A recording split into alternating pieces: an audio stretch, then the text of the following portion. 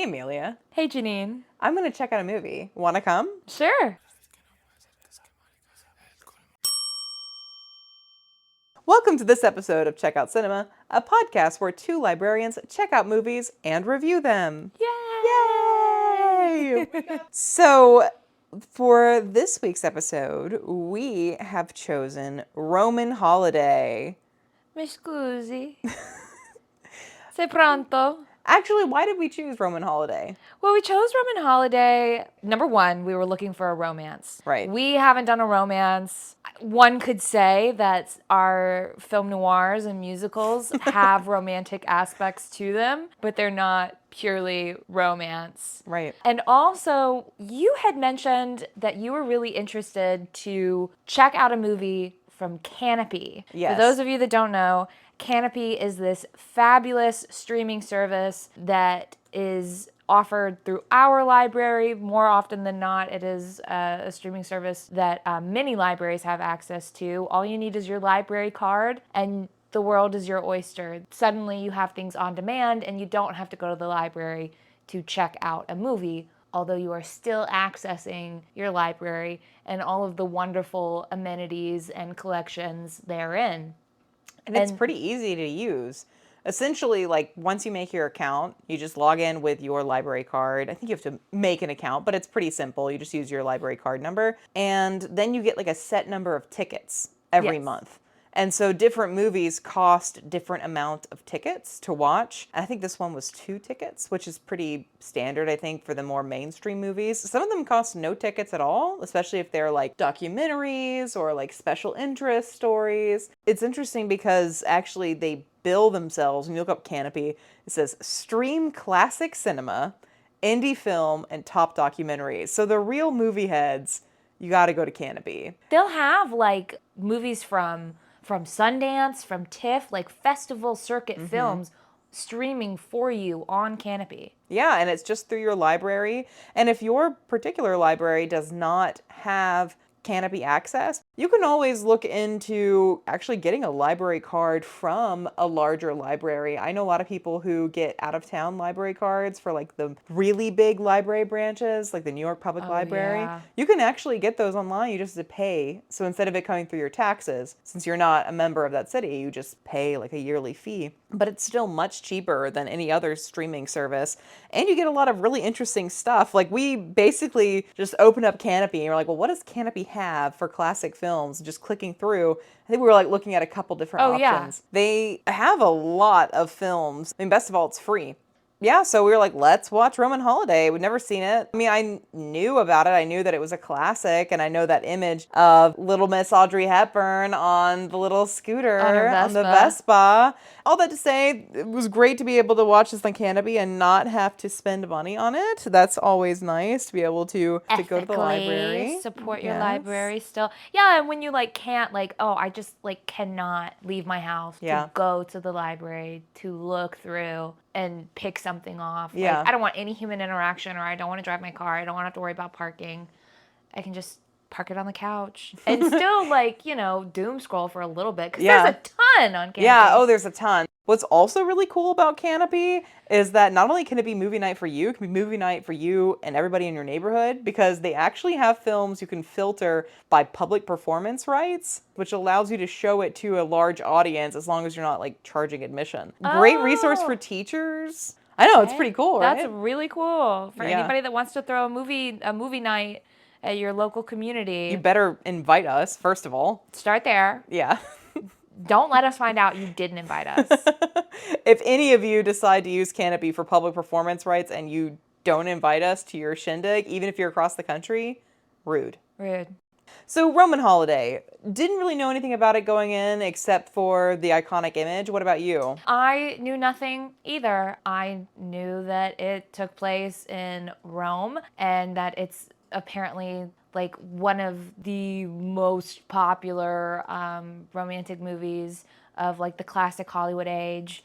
I knew nothing about it. This isn't one where I find people are like quoting or referencing the film. So, or at least like I've not been around somebody that's like throwing out, oh, Rome, I'll cherish it forever, or I'm Joe Bradley. Nobody's like throwing out lines from this. It's not that it isn't necessarily quotable, but it doesn't exist, I think, in like the, zeitgeist like some other classic Hollywood films. Not like Casablanca. Yeah, oh no, it's no, here's looking at you, kid. Right, like we looked at a list of some of the most romantic films of all time, which was... The list was questionable. Oh, yeah. But, Roman Holiday was on that, but, like, way towards the It bottom. said it was in the top 100, and we're like, oh, of course. It was, like, 90th one. Yeah, it was, like, all the way down there. And, of course, Casablanca was, like, in the top 5. And it makes sense, because, like, this movie is really good, and it's very classic. But you're right, it doesn't necessarily have that sort of chokehold on American cinema or American culture. So the film is 1953 American comedy directed and produced by William Wyler,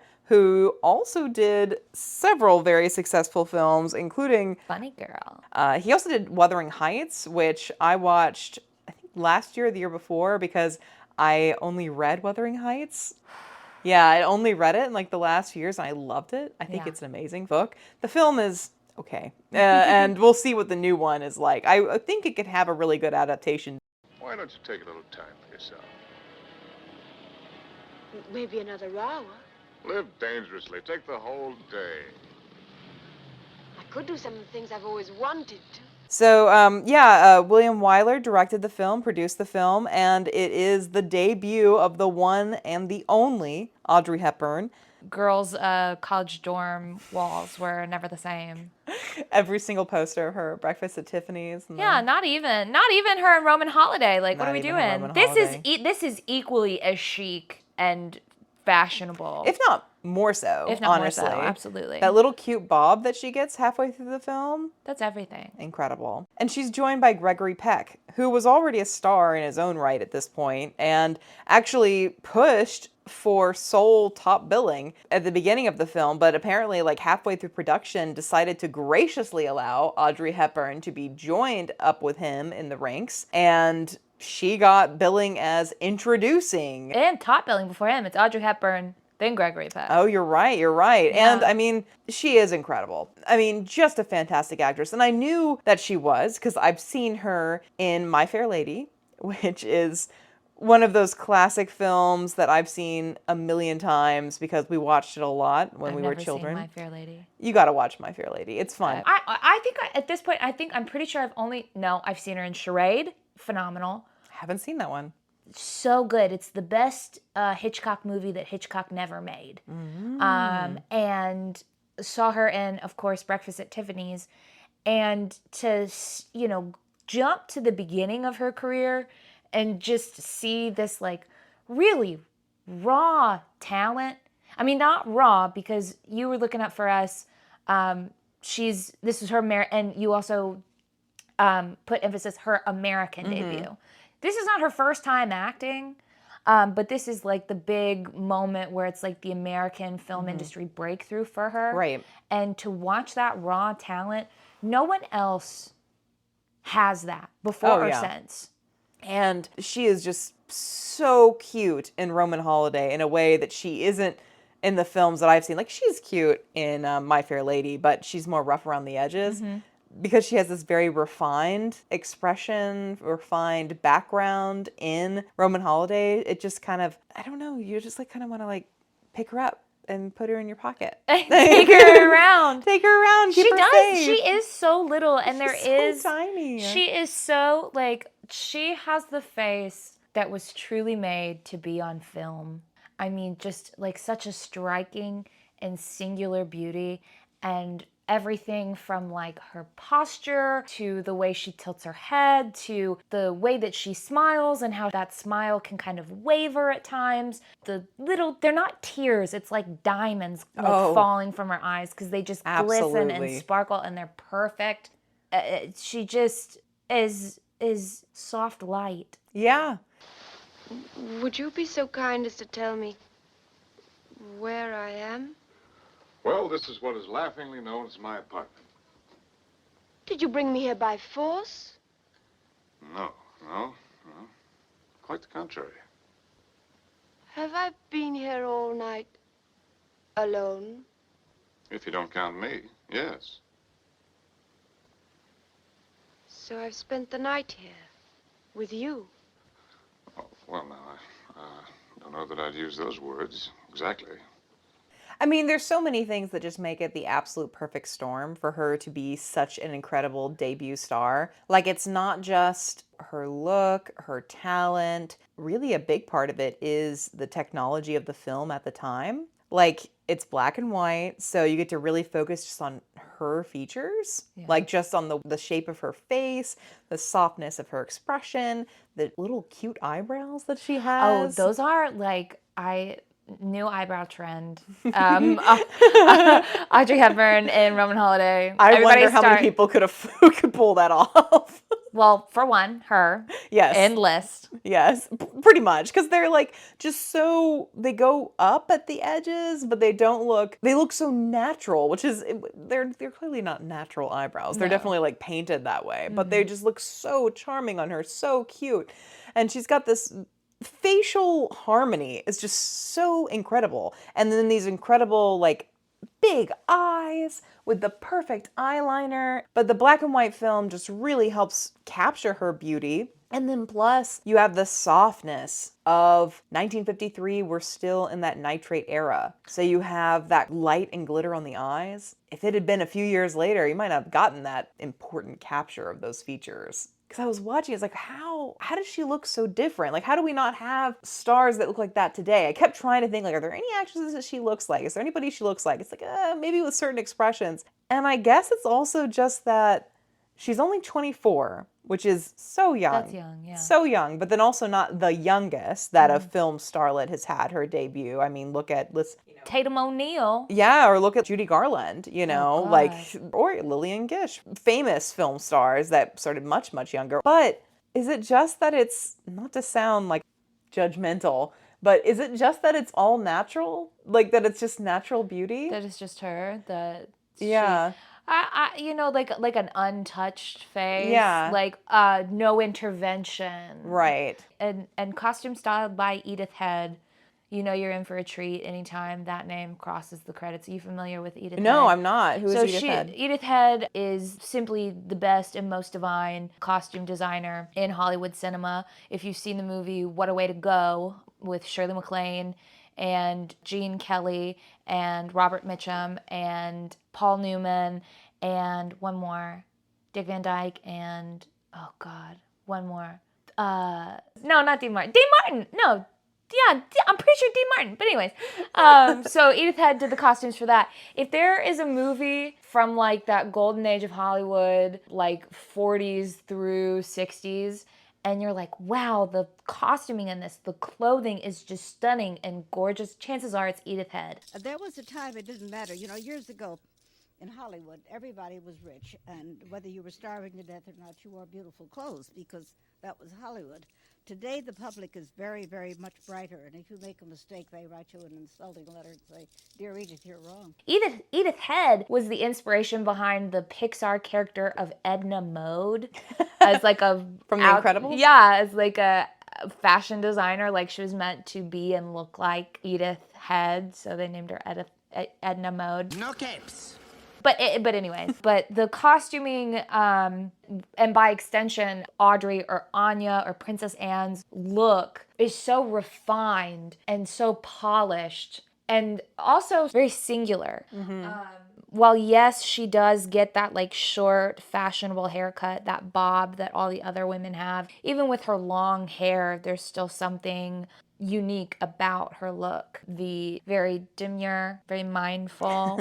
But that costuming and the look of Audrey really gives a feeling of royalty. Yeah. Of not like above it all, but just outside of society. She just has a natural charm, has this natural beauty, and then this role is just so perfect. So apparently, according to sources, take it with a grain of salt, Wyler apparently specifically wanted a woman who didn't necessarily fit the really overly dramatic, sexualized body type that was on display, especially from Italian actresses at the time. And this is a quote attributed to him: "No arse, no tits, no tight-fitting clothes, no high heels. In short, a Martian. She will be a sensation." And he loved Audrey Hepburn so much that he actually worked around her schedule because she was an actress on Broadway in Gigi at the time, and he delayed production for 6 months. This film was incredibly expensive to make. I think it went over their initial budget by $700,000, which is a lot in the 1950s. Yeah. It had a budget of $1.5 million and, of course, returned $12 million because it was just so alarmingly successful, because you have this gorgeous, gorgeous woman, this great script written by Dalton Trumbo, who I did not know anything about, but I was quickly told by others, like, oh, the legendary Dalton Trumbo, who was blacklisted. The one and only. He apparently would often have to write under pseudonyms because he was blacklisted. He was one of the Hollywood 10. So it was originally a Hollywood 19. There were 19 screenwriters, producers, script supervisors, some directors, these Hollywood figures that were subpoenaed at the height of McCarthyism and the Red Scare in the United States. These were people who were thought to be communist sympathizers or full-fledged communists. So they were blacklisted out of Hollywood because it was a feeling that their affiliations would then color red, would then seep into their work, and then they would be producing propaganda given their position in Hollywood. Dalton Trumbo was one of the 10 that did testify. Some other big names that were subpoenaed in the original Hollywood 19, Bertolt Brecht, like the playwright, he was also blacklisted and he fled to Europe, so he got around it. But Dalton Trumbo, he did go on to admit that he was actually a communist. He admitted to it. But darn it, if he doesn't write a fantastic script. A good flick. And he felt like this one was good enough that he got his friend to submit it for him under his name, and did not receive credit for this work until 2011. Was he got the full credit, at least on the actual film itself and the restoration. He was reinstated for the credit on the DVD release in 2003, and I think in the 90s, like the Writing Guild reinstated his awards under his name. This was all posthumous. So in his lifetime, he did not get the credit for Roman Holiday. But it was a great story. He initially sold it to Frank Capra. Yeah. And then Frank Capra sold it off as part of debt reconciliation. Which, like, oh man, I mean, you gotta be kicking yourself if you were like sitting on like the goose that laid the golden egg and you get rid of it because, like, well, I guess, you know, I can sell it and make some money off it now. Because he thought he wouldn't make any money off it. He thought that it wouldn't make back the money that it would need to have. But of course, he didn't know who Audrey Hepburn was. Nobody knew who Audrey Hepburn was. He wasn't going to use Gregory Peck. They were looking at Cary Grant and Elizabeth Taylor to make this. Which that would have been... Yes. That just would have been something else. It would have been something else entirely. It would have been something else entirely, because I think what is also so wonderful about Audrey is that as she plays like such a sheltered young girl, like there is something sort of like juvenile about Princess Anne. Audrey, she plays innocence so well. Right. Innocence and ignorance in a way that is like almost childlike, but not to like infantilize her, but there is just such charm. There is such charm in it. And not in a way that Elizabeth Taylor could capture, because I don't Elizabeth think so Taylor either. is all beauty. Like, she is very beautiful, she's very elegant, she's very graceful, and she would be able to play a member of the royalty no problem. I mean, she's practically royalty herself, but she wouldn't have that sort of, like I said, you want to put Audrey Hepburn in your little pocket. You want to like she's protect so her, you know, but it's easy to believe that that was her first cigarette, where it's Yes. like, yeah, like Liz, girl, who you fooling? right. And then on the other side, you have Gregory Peck. Oh boy, Who is do you just- have Gregory Peck?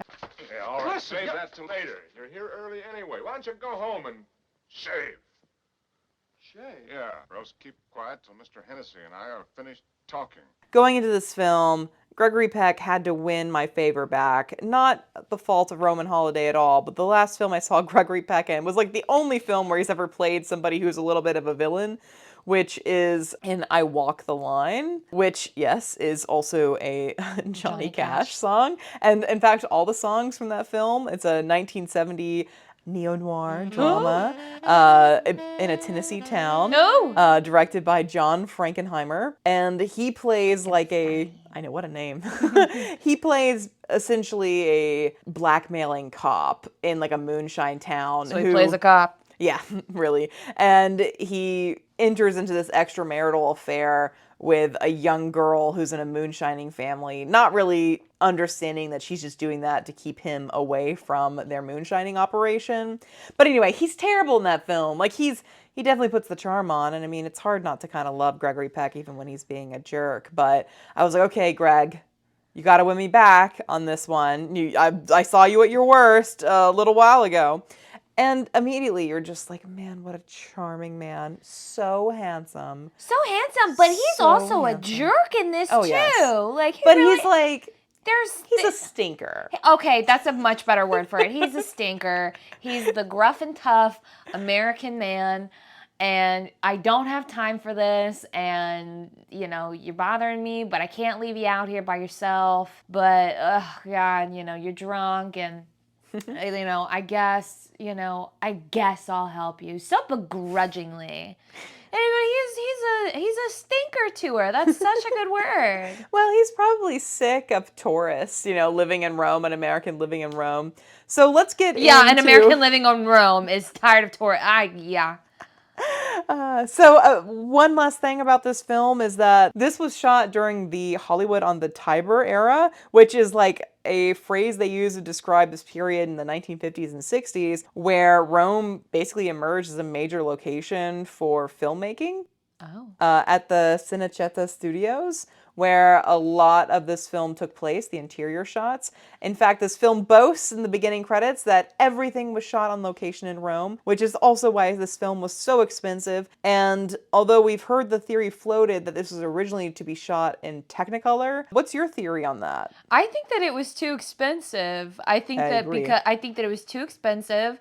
I think that with Dalton Trumbo's name loosely affiliated with the film, I think that Wyler was like, what if we go to Rome? What if we filmed all of this on location? I think it would be much better. So they're like, okay, you can go film this in Rome. You can only film it in black and white. You only have the budget for that. If you're going to take all of this on location, it's very expensive. And shoot around Audrey Hepburn's schedule. Like, he is already pulling out the stops. And as you mentioned, I mean, he's got a big name for the dress and the costume design. Like, he's already spending a lot of money. And this was so much over budget. Couldn't imagine what it would be if it were also in Technicolor. Yeah, and like, I bet Gregory Peck, like, really... I bet he does not come cheap. Yeah. He comes expensive or he doesn't come at all. Yeah, and I will admit, though, the theory that they chose black and white just because they believed that Rome would be too dazzling on Technicolor, one of the things I wrote in my notes while I was watching was like, in some of these interior palace scenes, these castle scenes, it would be overwhelming with all of the gold and glitter and glitz, and Audrey Hepburn may not have looked so charming in those moments, but thankfully it was in black and white, so we'll never know. And if anyone colorizes it, don't tell me, because I don't want to see it, because colorization is the spawn of Satan. I said it. I said it. Don't show me your 4K upgrades using AI. Don't show me your motion smoothing. Don't show me your colorization. I don't want to see it. She doesn't want to see it. And you know what? One time Janine has said to me that all movies should be made in black and white. You said that color, like the advent of color, was the biggest mistake we've made. You have said that to me. I have said that. I think that some directors should be allowed to use color. I think that they have to plead their case as to why color. And then if they're gonna use color, I think that I'm gonna step in and I'm gonna say if they have to use color, it has to be Technicolor. Yeah, or like you have to prove that you know what you're doing. If you're Terrence Malick, if you've done Days of Heaven, I'll let you have color. Like, that's about it. Everybody else has to do some black and white first for me to trust them. I need to know that you can compose a shot. I need to know that you understand contrast and exposure. Let me see it. Let me see it first. Show your work. And it's on display here. Though I will say in Roman Holiday, I kept waiting for some impressive camera work, but that's not the point of the film. No, there was none. There was one bit, but I'm gonna... I was gonna say, let's see if it's the same one. I don't know. I think there is a really great way that Gregory Peck was introduced. Like, there's this dissolve into a window. Like, basically they pan up to the window where he is and they dissolve through the window to him at a card table. I liked that. And then there's also one of the introductory shots of Audrey Hepburn that I really, really loved, where it shows her being uncomfortable with the shoes. I did like that scene, and I thought that was very funny, and that for me speaks to like the sort of childish nature, well, childlike nature, like of my shoes hurt, my feet hurt. Yeah. Can I step out of them? And then it's like a funny little way to get her back into her shoes. But I think beyond that, a more interesting shot that I totally agree with you would have been far too dazzling, were it actually in color, is during that ballroom scene, there, like, the camera sort of sweeps around the room and the walls are like mirrored, so things seem to go on and on for infinity of like just this giant ball of all these people around here that all know who she is and so excited to like be in her presence, and like her dress kind of swirls as she's dancing. Like, that's very pretty, but I don't think that that's any sort of skillful camera work. I think it's just as easy as a sweep, and like the room does the work. Yeah, the room itself is dazzling. I think that's a good point. I think for any film like this where the romance, the clashing of two personalities is at the forefront, the camera work is not necessarily like the most important element. I mean, it can be done really well. Like, I'm thinking of In the Mood for Love. Like, you know, you have a sweeping romance story that's also told in these beautiful photographic compositions, these beautiful like little cinematic vignettes, but it's not as much like dialogue plot heavy like a film like Roman Holiday is, where you got to get this fast pace. 3:05, presentation of a plaque. Thank you. 4:10, review Special Guard of Carabinieri Police. No, thank you. 4:45, back here to change to your uniform to meet the international... Good. It's all right, dear. It didn't spill. I don't give it spilled or not. I don't give I drowned in it. My dear, you're ill. I'll send for Dr. Bonacoven. I don't want Dr. Bonacoven. Please let me die in peace. You're not dying. Leave me. Leave me. It's nerves. Control yourself, Anne. I don't want to. Your Highness. I'll get Dr. Bonacoven. It's no use. I'll be dead before he gets here. Roman Holiday is the love story of Audrey Hepburn and Gregory Peck, who are playing a princess of an unnamed country and an American journalist who are both in Rome. Gregory Peck's character's name is Joe Bradley, which is a great journalist name.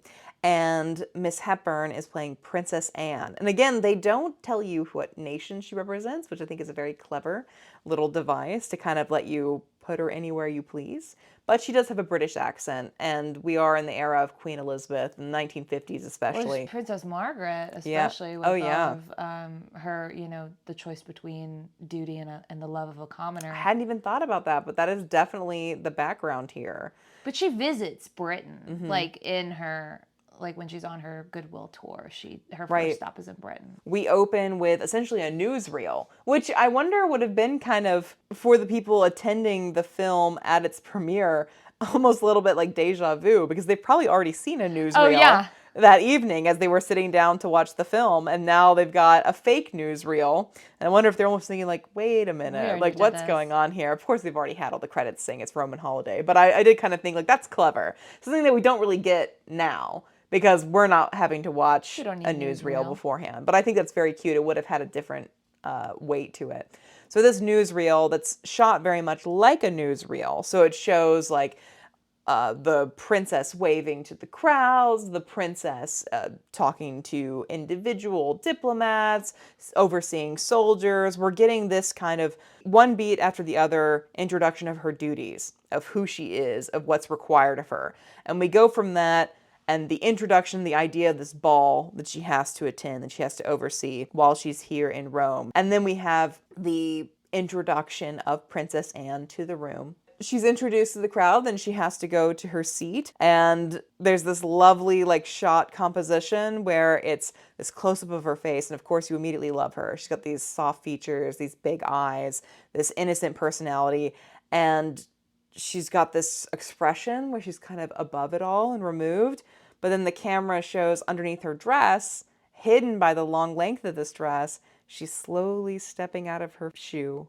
The restrictive confines of her princess duties, as made metaphor by her high-heeled shoe that she has to stand in while she's introduced to all these other diplomats as well, is proving to be too much. She needs to stretch and to grow. Yes. Oh, that's cute. That's it's a clever device. That's how they do that. And then you have to have this camera short work to show that. Yeah, and it's right there. You see like the shot of her slowly rolling her ankle, to kind of shake out the pain, but she's able to keep this composure, and she steps out of it again, and then she steps out of it a third time and kicks the shoe over. And she accidentally falls a little bit on one side, and people kind of quirk their brow, like, what's just happened? Is the princess okay? But she recovers, and she's essentially just balancing her weight at the same height that she was before on just one leg, which is horrible to think about if you've ever worn a pair of high heels. And she's trying to not let anybody know that she's trying to bring the shoe back to her to step back into it. But then she has to sit at this makeshift throne, this chair of honor that she's got, and can't retrieve her shoe, and then also can't let any of her royal staff know to bring attention to the shoe. So they're all like looking at each other, and like one sees the shoe and like kind of gestures with her eyes at the other one, just all trying to like, how do we solve this problem for her? How do we solve this problem for her? Because she can't do anything about it, because she's got this duty that she's bound by. But then also so do we. We can't bring attention to this slipping of the mask, this slipping off of the shoe. So what they do instead is they bring her back to her feet for a dance where she's able to slip into her shoe and back into her role. But poor thing, and then she's got to dance with everyone the rest of the night. And it does just seem so, they do a fabulous job. Like her emotional breakdown where she's in hysterics because it's all just too much. There for a moment, I have never once felt any sort of empathy for like a royal figure, because it's like, wow, what a life. Oh, it seems so easy. But she does do a great job of drilling the like repetitive nature of it, and how that really starts to like wear and grate on a person, and being told all the time what you can and can't do, what you can and can't say. It's very impressive, I guess, the training that she's undergone, how she's able, they're like, and you'll give your speech. Which one? Well, you know the one. And she does. I mean, like, she's given it so many times. I mean, it's all just rote and these very diplomatic answers. But there, while she's crying, I really did feel for her. A lot of that is Audrey. So much of that is the script. But, I mean, for this young girl that can't even so much as wear pajamas. Right. She has to wear a nightgown and slippers and bed shoes and drink milk and have saltine crackers before going to bed. She can't even goof off with the people that are meant to make her feel at ease. Like, it's all serious. Right. Like, she just tries to joke with one of her attendants, the Countess, saying like, oh, some people, I've heard they even sleep naked. And the Countess dryly responds, oh, I hate to hear that.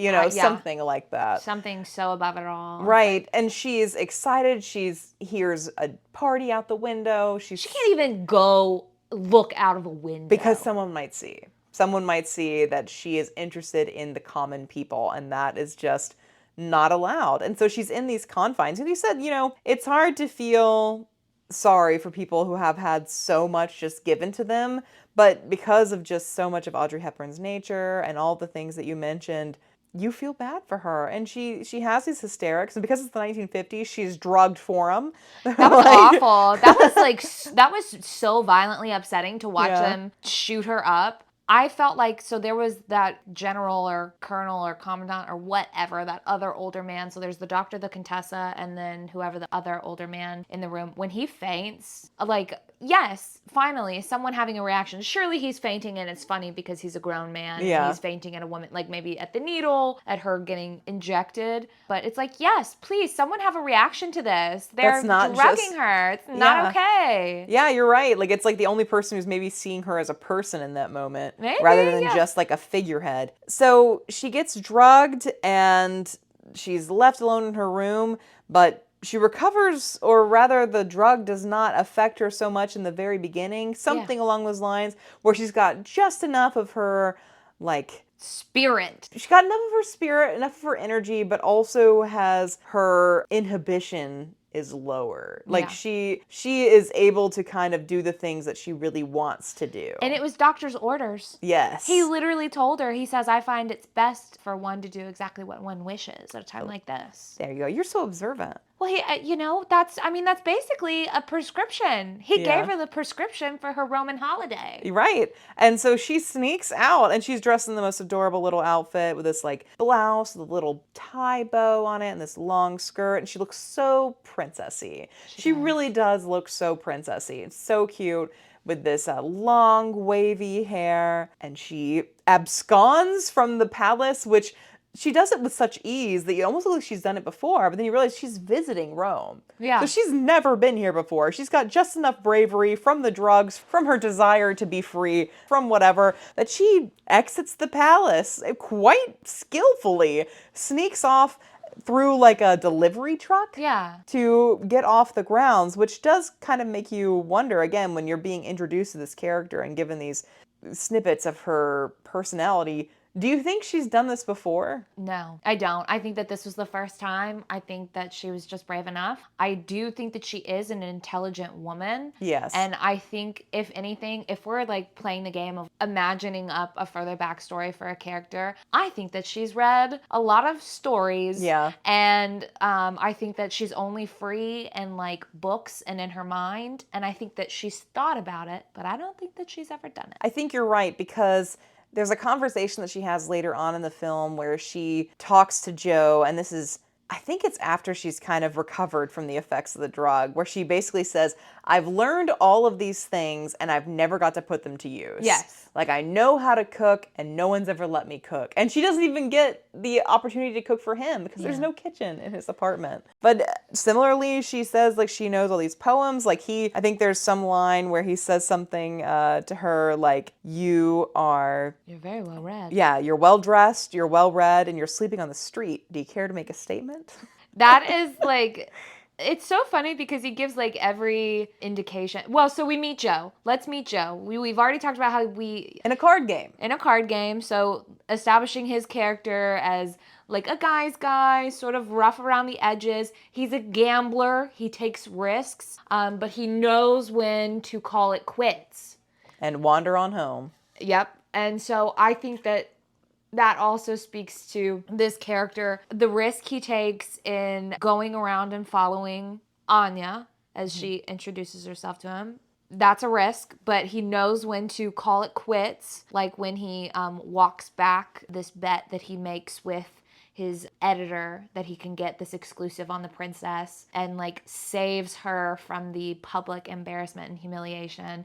Doesn't try and blackmail her or get any money out of anything. I think that Joe is just an equally great character in all of this. Yes, Audrey is the star of the show. Yes, this is this young girl who has her whole world opened up for her. But I also think that like Joe really does deserve a fair amount of conversation and credit, because I don't think at any point, while yes, he is being deceitful, he's being manipulative, but I do think that he still gives like every indication of like, do you care to make a statement? Yeah. That's a newspaper man.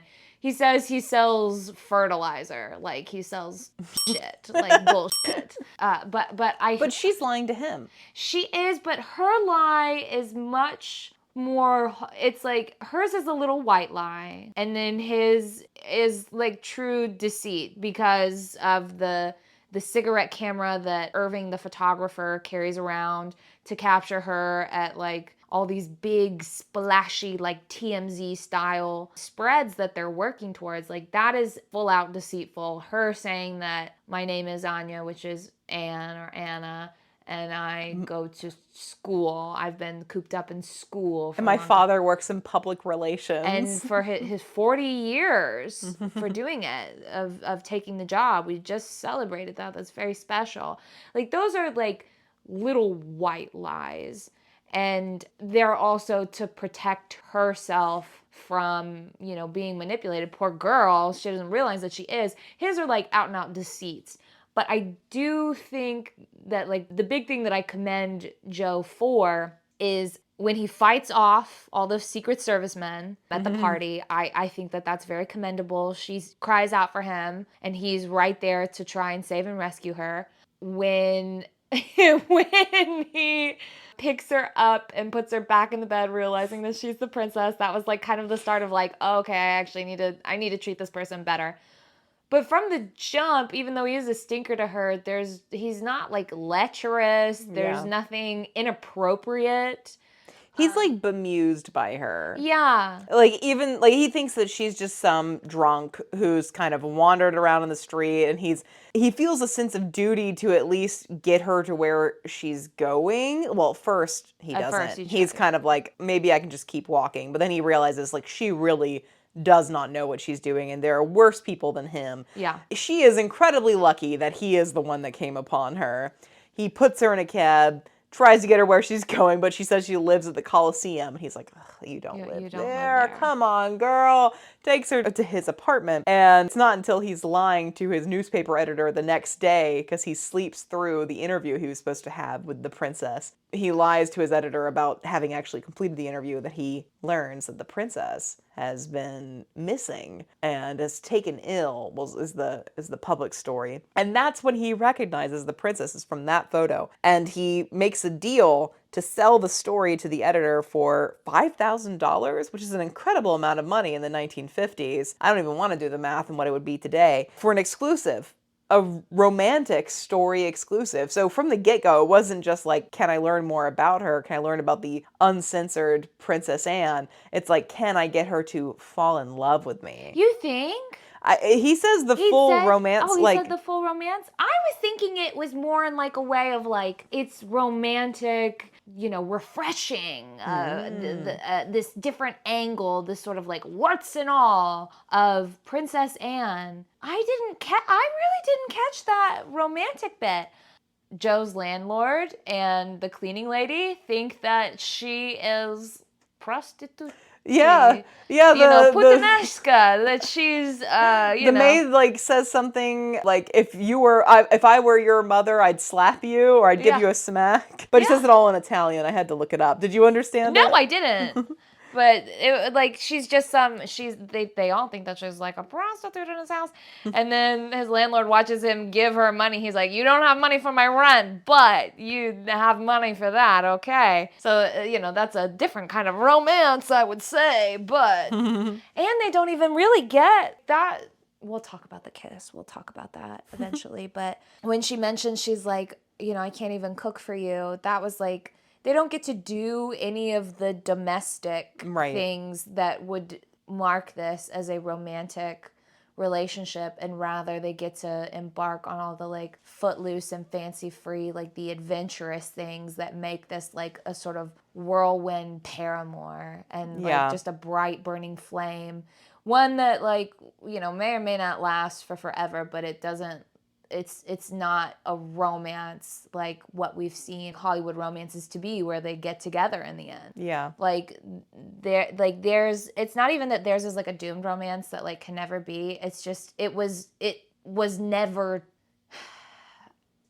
I don't think it was ever meant to be like a romantic relationship. I don't think that Anne knows what like a romance is. I think that she is just so sheltered that these big feelings are like the first big feelings that she's ever had in her entire life. Yeah. And, what is this feeling in me? I don't know. I can't put words to it. Yeah, because she hasn't been allowed to explore that. Now she's read Shelley and Keats, so she's read men's understanding of romance. That's a good point. Of this like big sweeping ideas, and surely she's read other things that would give her an understanding of at least the longing, but she doesn't enter into her friendship with Joe with that expectation.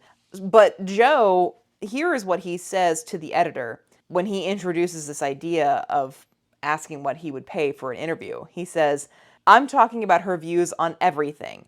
The private and secret longings of a princess, her innermost thoughts as revealed to your own correspondence in a private, personal, exclusive interview. And then they continue to talk, and the editor says, love angle too, I suppose. And Joe says, practically all love angle. So it's from the get-go. Now, you could say maybe Joe wasn't positioning himself as the romantic interest at that point.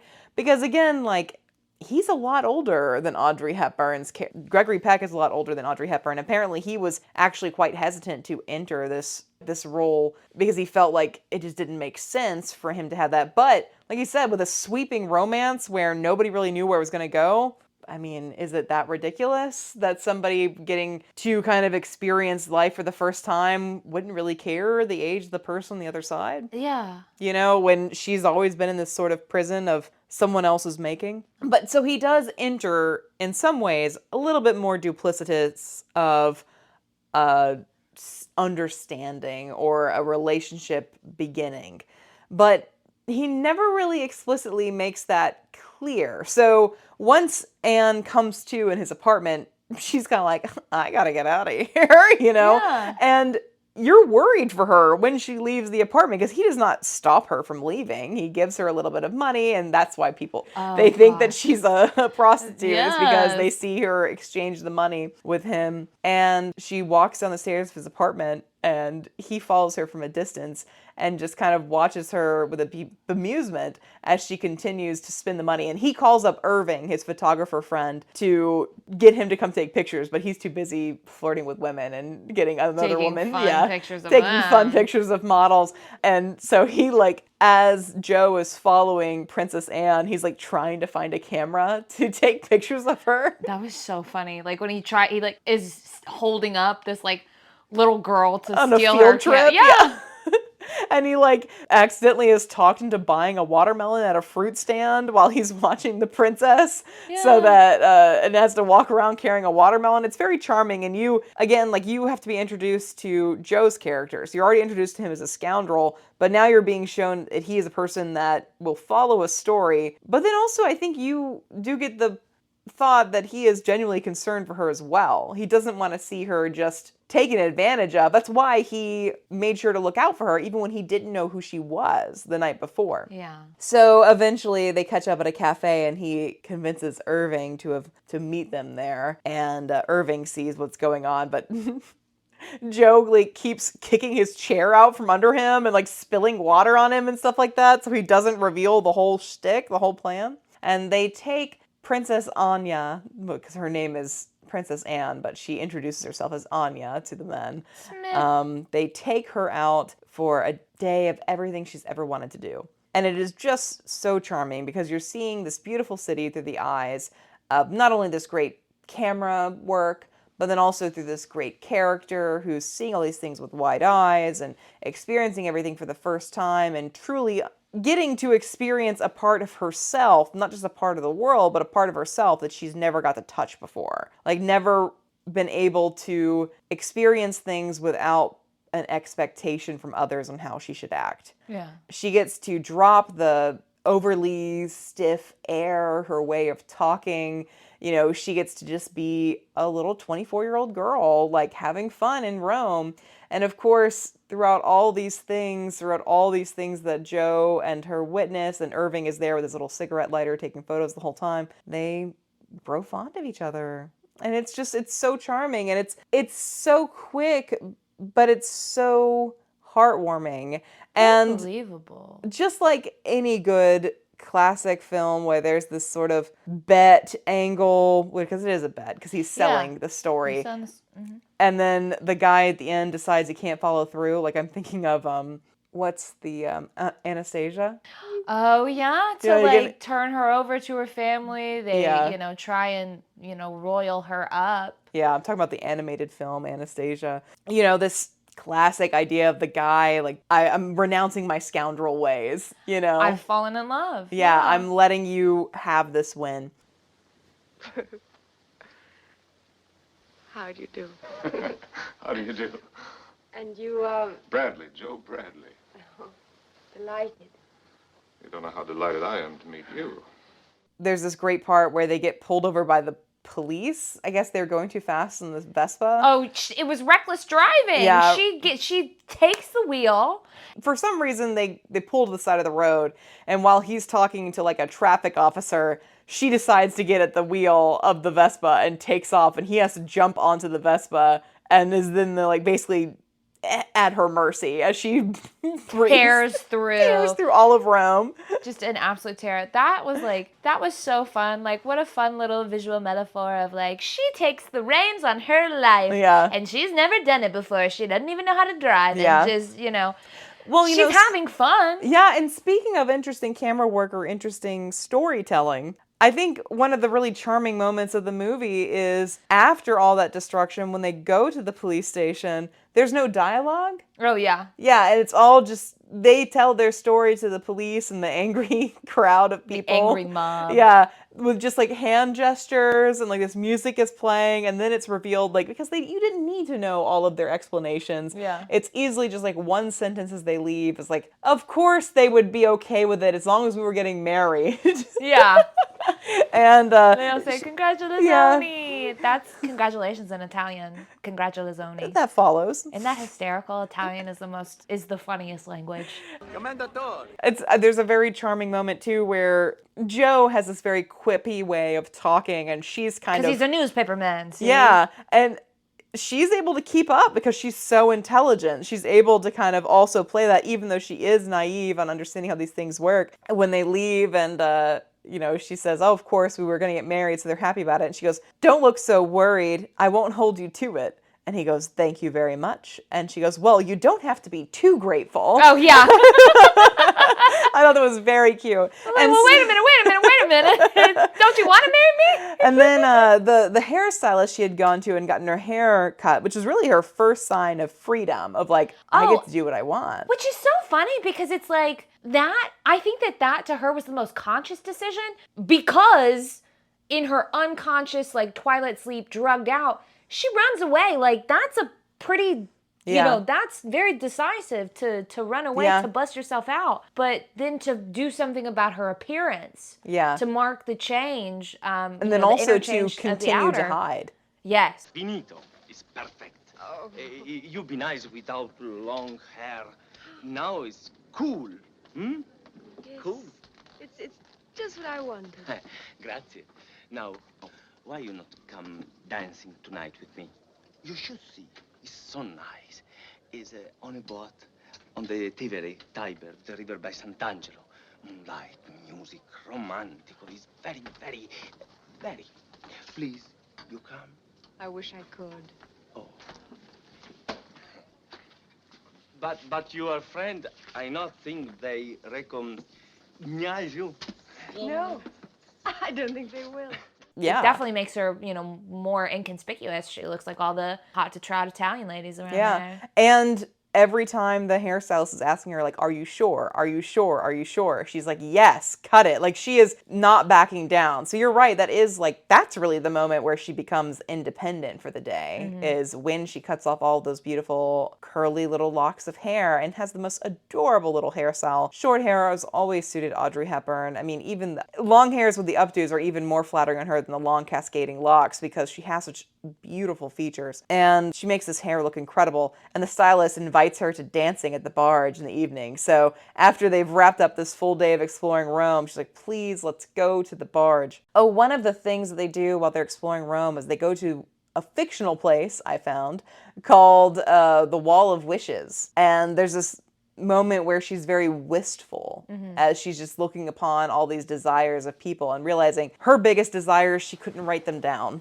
because she couldn't really even tell Joe what she really wants. She can't even admit it to herself because they are still lying to each other. And I don't know if she ever suspects that he's lying to her. Oh, no, not at all. I think that she takes him in to be very, very genuine. I think that she thinks that this is just a nice man that is very interested in helping her. And, like, why shouldn't she believe that? Yeah. She has no reason to believe otherwise. He gives no indication that he's deceitful in any way. And he's the first person, like, outside of the walls to be kind to her. And to see her as a person, not as a member of royalty. As Anya Smith. Smitty. You know? And so they go to this dance, and these like plainclothes officers track her down, and there's a big fight, and there's a scuffle, and they escape by swimming. And then there's this wonderful moment when they exit the water, and they're just looking at each other with all this relief that they are finally away from it all. And they embrace, and they kiss.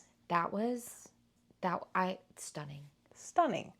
And it's like it all happens at once, because the whole time up to that point, you're like, clearly there's a fondness here. There's like this playful attraction, but will it be really built on? And then there's that moment. And it probably, they hadn't really decided until that moment either. It wasn't until they were away from it all. She's flooded with relief.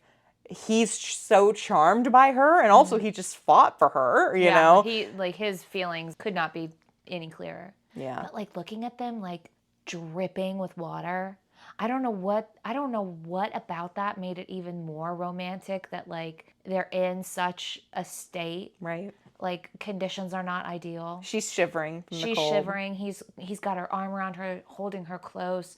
Oh, he's so handsome. Oh, he's so beautiful. Gregory and, like, Peck is a handsome man. wet hair in front of his face dripping down, and she's tiny little thing shivering up at him. And I mean, it really was. It was such a beautiful kiss. Yes. Their kisses are gorgeous, and there does seem to be. There's no faking that chemistry. And it's so gentle, too. There's a lot of kisses that are on stage, especially when you have this dynamic of, like, an older man and a younger, like, tinier little woman, you know, where, like, the man, like, sweeps her up into a kiss and almost, like, holds her hostage, like, and, for like, a second. Like, smushes his mouth. Yeah, but, like, this just felt tender. Yeah. And, I mean, he probably feels a responsibility, too, like, in that moment. The character of Joe, it's, like, not just the attraction, but also, like, surely he knows that she's never done anything like this. I mean, if he knows she hasn't even had a gelato on her own before at this point, you know? And then they return to the apartment, and now it's so different from the last time they were in the apartment. There's all these new tensions, and there's this great line, because they're so melancholic now. They know that life cannot return, that this is not feasible forever. They both know this, and for different reasons they know this. And there's the line, I thought a little wine might be good. Shall I cook something? No kitchen. Nothing to cook. I always eat out. Do you like that? Well, life isn't always what one likes. which is probably the thesis of this whole film. Yeah. Life is not always what one likes. The radio announces there's been no word from Princess Anne, that her country is worried. She shuts it off. She says the line about wishing that she could cook. And they kind of realize that she has to go home. And for different reasons. Like, they're not admitting to each other that they have these fake identities yet. No. They go into the car. He drives her to the Coliseum. And there's this heart-wrenching scene where she's kind of looking out into the middle distance. They have embraced and kissed one more time in the car. And she's looking out and she says something like, don't watch me go. Don't watch me turn the corner. Like, we'll leave it just like it is. You know, You'll see me as I am now. I'll remember you as you are now. And we don't have to do this ever again. Like it's just like, this is it. And such a mature way for this, like, very young and inexperienced woman to depart this situation. Like, because she has a sense of duty. And that's what she says when she goes back into the palace. She's like, I would not have returned. And she lays down the law. There's such a shift. She has changed. You use the word mature. I use the word juvenile at the start. Mm-hmm. That, you know, it's like a little girl throwing a tantrum over, I don't want to do this anymore. And then it's a mature woman saying, after life isn't always what one likes, that I have to do this. Right. This is what I am meant to do, and I am willing to accept it. But she lays down some rules. Her terms are, let's never use that word again. Do not speak to me of duty. Mm-hmm. To where not, you know, for my own sense of my duty, I would never have come back. Yeah. Like that is so, it's very brave. It's powerful because I think they're also seeing her as a full person, yes. You know, not just as this figurehead. They're like, oh, I mean, because they immediately try to go right back into the routine. The Countess brings the milk and crackers. She says none of that tonight. We're None not of doing that. that. I am a woman. I know what it means now to be a woman. I don't know about you guys. I'm mature now. Have you I ever- kissed a boy. Yeah, I was like, have you ever danced and then gotten into a fist fight? Have you ever hit a man over the head with a guitar? Have you ever had a cigarette on a bar? Have you ever smooched a man? Not once, but twice in the same night. Yeah, she's kissing boys. She can run her country. Got to talk about Joe's reconciliation as well. Oh, yes. So she's returned to her home, and then Joe is returning to his home of the work Yes. of journalism because the editor comes to his apartment, knocking on the door. Where's my story? Where's my story? I got a heard the deadline." princess is back, you know. Yeah. Is it true? Did you really get it? Get what? The princess story, the exclusive. Did you get it? No, I didn't get it. What? But that's impossible. Have a cup of coffee or something? Joe, you can't hold out on me. Who's holding out on You are. What are you talking about? I know too much. First, you come into my office and ask about an exclusive on the princess. Next, you disappear. Then I get the rumor from my contact at the embassy that the princess isn't sick at all and she's out in the town. What kind of a newspaper man are you? You believe every two-bit rumor that comes your way? Yeah, and a lot of other rumors about a shindig on a barge down by the river and the arrest of 8 Secret Servicemen from a country which shall be nameless. And then comes the news of the lady's miraculous recovery. It all adds up. And don't think by playing hard to get you to raise the price of that story. A deal's a deal. Now, come on. Where is that story? I have no story. And of course, the editor had already made him promise that if he didn't get the story, he'd owe him another $500. So, but of course, as they're having this discussion, Irving, the photographer, shows back up and he's excited to show the photographs. And again, Joe is like spilling stuff on him and like pushing him over and getting him to stop talking Beating about up the his dang photos. friend. And once the editor leaves, now Joe owing him another $500, they look over these photos and they're just absolutely adorable. Of course, all the imagery we've seen throughout the film, he's also captured. So all these little snapshots, her on the Vespa, her smoking her first cigarette, her dancing on the barge. Barber cuts in. Yeah, Like- with all the headlines he would have given each photograph. It's so charming. And they both look at each other and Joe's like, well, are you going to go to the press conference that's on our schedule? It's our job. And he's like, well, I guess we should. And they go to the embassy where she's set up, and they say, he's like, it ain't much, but it's home, which is obviously very funny. It's enormous. It's gorgeous. enormous, That's opulent. another one that Yeah. would have been far too dazzling on Right. Technicolor. Just like the cavernous quality of this giant embassy and all of the attendants in suits. I don't know if they're Yeah. butlers or what, but these servicemen stationed throughout, and just this gaggle of newspaper men and women waiting behind velvet rope. Yeah.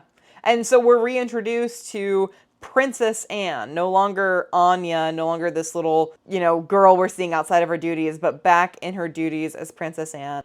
Oh gosh, this final scene is the meeting, the true meeting of Joe Bradley, newspaper man, and of Princess Anne.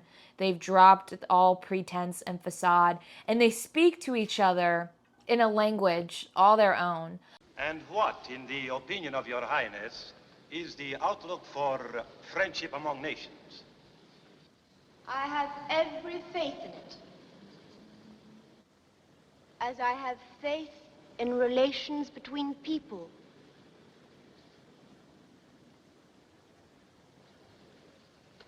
May I say, speaking for my own press service, we believe that your highness's faith will not be unjustified. I am so glad to hear you say it. Which of the cities visited did your highness enjoy the most? Each in its own way was unforgettable. It would be difficult to... Rome. By all means, Rome. I will cherish my visit here in memory as long as I live. I've heard that being in love is like speaking each other's language. And so it's like the way that Princess Anne speaks, it's like she's speaking to Joe directly, but she's figured out how to give the right answers and say the right things. She's interviewed by the press. They ask her questions, you know, what do you believe? Do you believe in trade relations? You know, stupid things like that, that like she's a princess. She really, like, her opinion doesn't really matter on it, but it is all, you know, pomp and circumstance. Where did she enjoy visiting the most? Well, yes, as she tried to give the diplomatic answer of all cities are wonderful, you're all winners, you're all perfect in my eyes. Rome.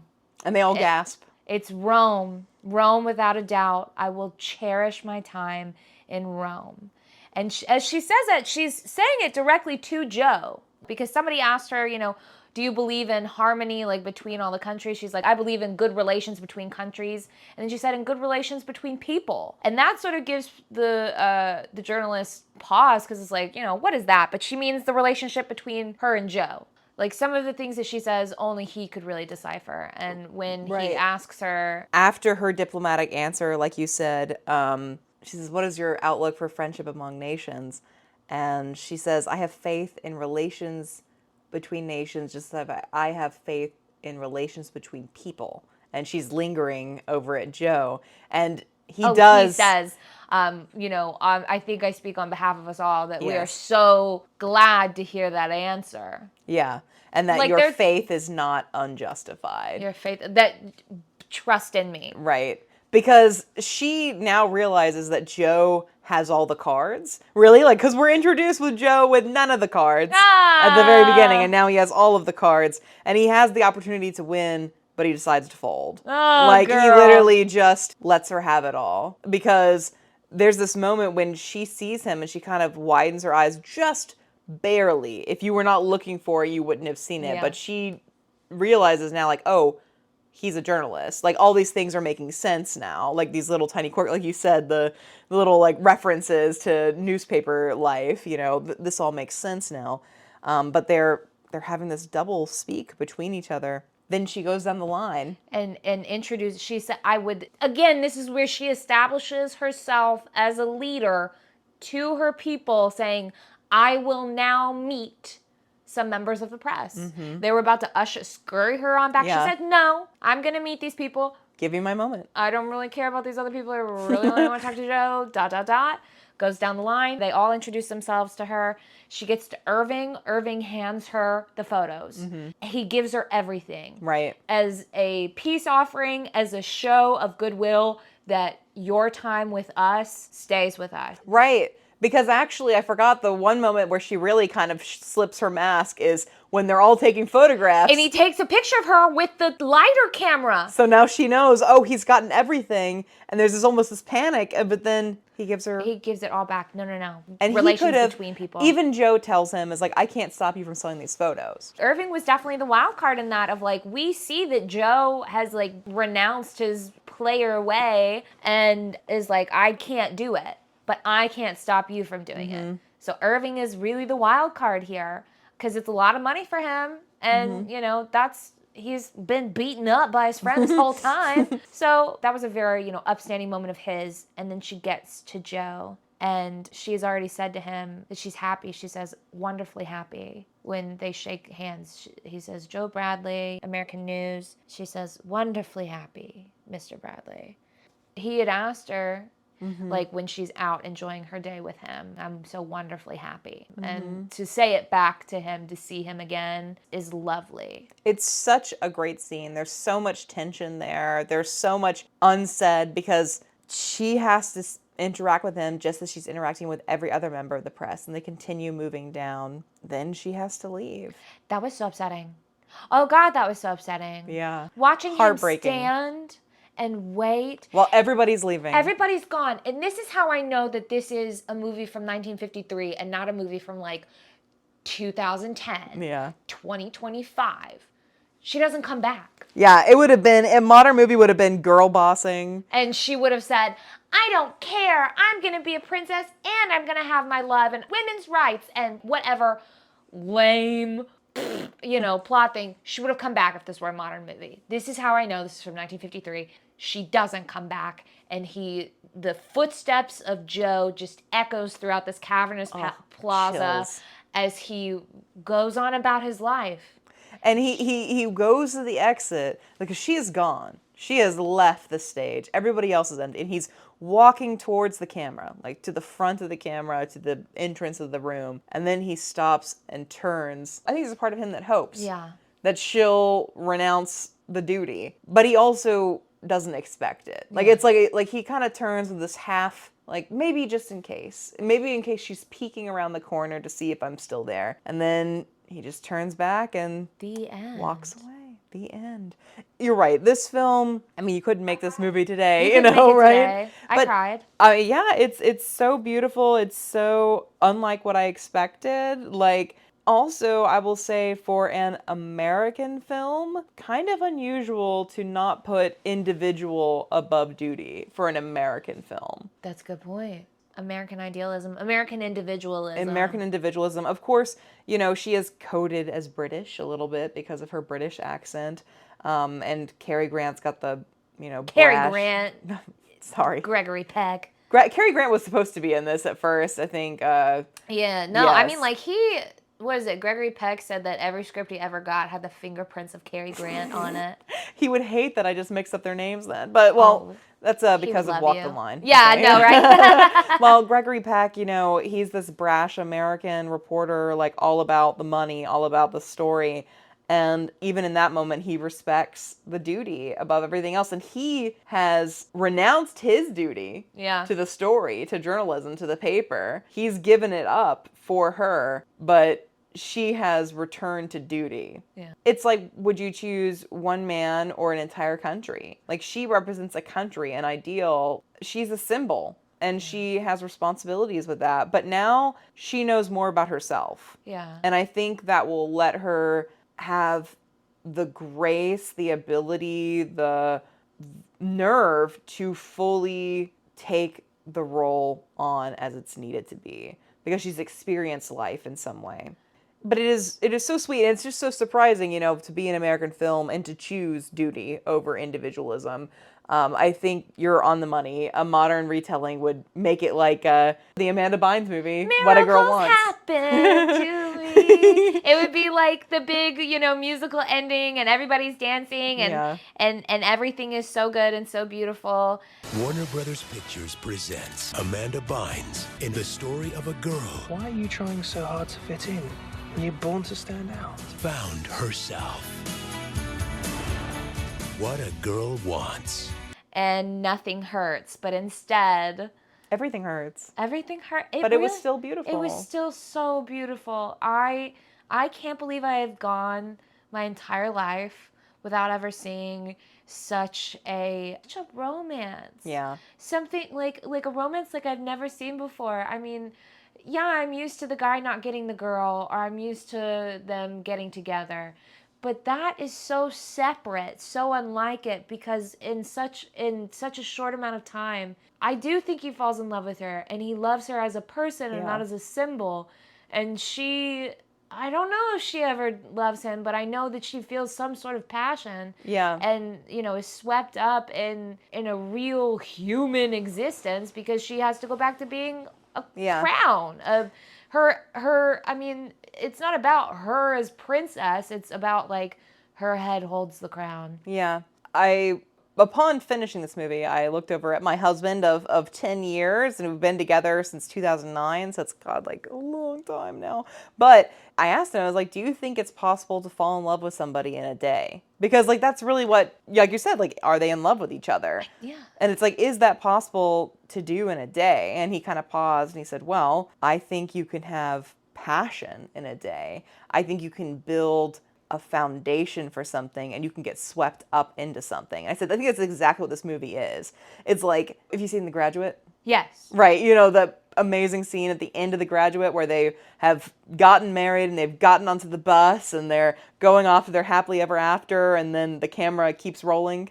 And the smile starts to fade. Right, because it's settling in. It's like, oh, this is what it is. That's what would happen. Like, what realistically could happen if they got together, if the princess and the journalist just shrugged off all duty and went towards each other? It wouldn't work. Instead, it gets to be the most meaningful relationship of either of their lives. Yeah. And one that will shape them. Absolutely. Yeah, I think that's the really important part here. I mean, I hear a lot, I've heard this from my mom many times, mostly about objects, like about things that are really dear to you that then break somehow. And she'll say, some things are just in our life for a little while. Yeah. And I've been trying to keep that more in mind, you know, as things get lost, as people leave, as things die, you know, all those kind of things. It's just like some things are just there for a little while.